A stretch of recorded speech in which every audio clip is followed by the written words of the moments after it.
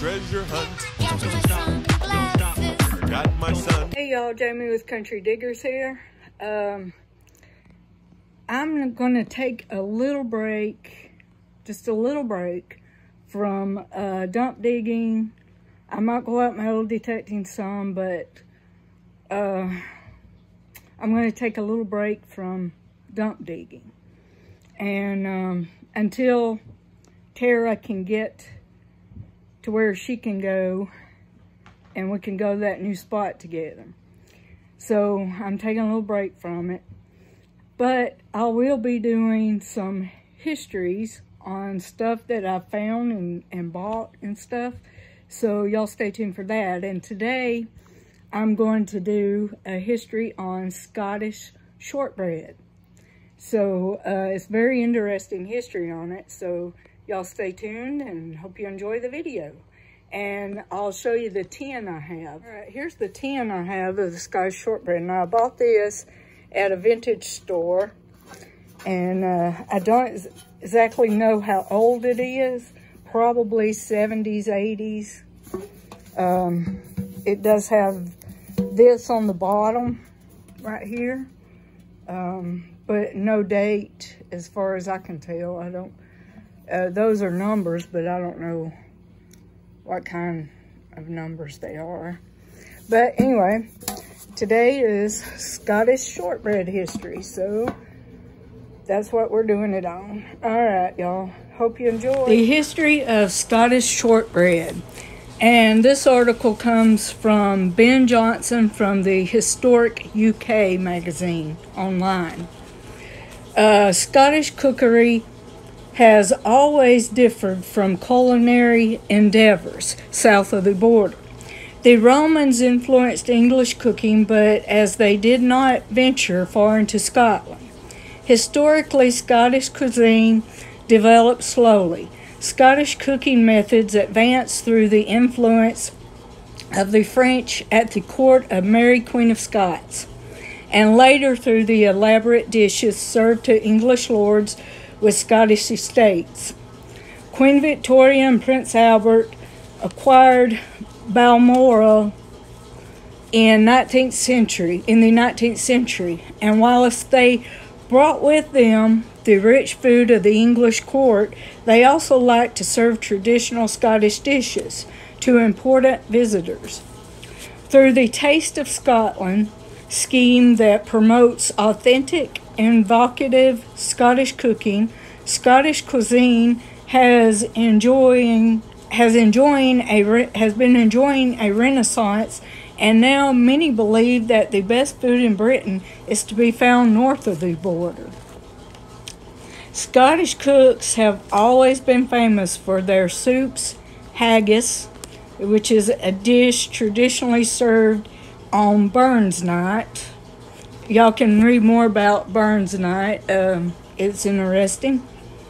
And they're baking, especially scones, pancakes, fruit cakes, oat cakes, and shortbread. The story of shortbread begins with the medieval biscuit bread. Any leftover dough from bread making was dried out in a low oven until it hardened into a type of rusk. The word biscuit means twice cooked. Gradually, the yeast in the bread was replaced by butter, and biscuit bread developed into shortbread. Shortbread was an expensive luxury, and for ordinary people, shortbread was a special treat reserved just for special occasions, such as weddings, Christmas, and New Year's. In Shetland, it was traditional to break a decorated shortbread cake over the head of a new bride on the threshold of her new home. The custom of eating shortbread at New Year's has its origins in ancient pagan Yule cakes, which symbolize the sun. In Scotland, it is still traditionally offered to first footers at New Year's. A side note on first footers is first footing, or first foot in the house after midnight. It is still common across Scotland to ensure good luck for the house. The first foot should be a dark-haired man, and he should bring with him symbolic pieces of coal, shortbread, salt, black bun, and a wee dram of whiskey.